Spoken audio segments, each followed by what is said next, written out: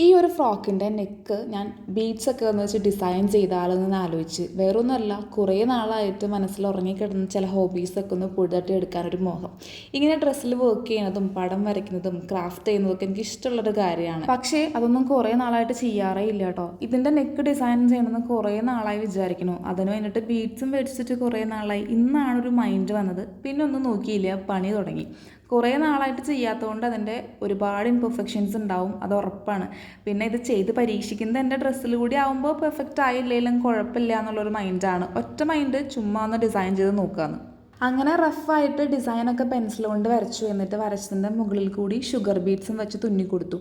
സൂചിയും നൂലും കോർക്കാൻ അറിയുന്നവർക്കും തുന്നാനും ഡിസൈൻ ചെയ്യാൻ ഇഷ്ടമുള്ളവർക്കൊക്കെ ചെയ്ത് പഠിക്കാവുന്ന ഏറ്റവും സിമ്പിളായിട്ടുള്ള ഡിസൈനാണിത്. ചെയ്തു തുടങ്ങിയപ്പോൾ ഒറ്റരപ്പിൽ ചെയ്ത് തീർക്കണം എന്നായിരുന്നു, പക്ഷേ അത് നടന്നില്ല. 2 പ്രാവശ്യമായിട്ടാണ് ഞാനത് ചെയ്ത് തീർത്തത്. ഫസ്റ്റ് ഒരു ലൈൻ ചെയ്ത് ഫിനിഷ് ആയപ്പോൾ ഒരു സന്തോഷമൊക്കെ തോന്നി. പിന്നെ അത് പകുതി ആയപ്പോഴത്തേനും നിർത്തി.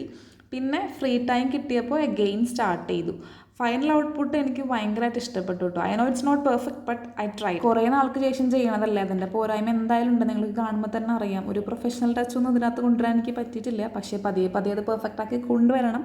അപ്പോൾ നിങ്ങൾക്ക് എന്താ തോന്നിയത് കണ്ടിട്ട്? നിങ്ങളുടെ അഭിപ്രായം എന്താ? ഇഷ്ടപ്പെട്ടോ ഇല്ലയോ എന്നുള്ളത് കമൻറ്റ് ചെയ്യട്ടോ. നെക്സ്റ്റ് വീഡിയോ എന്തായാലും ഇതിലും പെർഫെക്റ്റ് ആയിരിക്കും. So stay tune for the next video. Bye bye.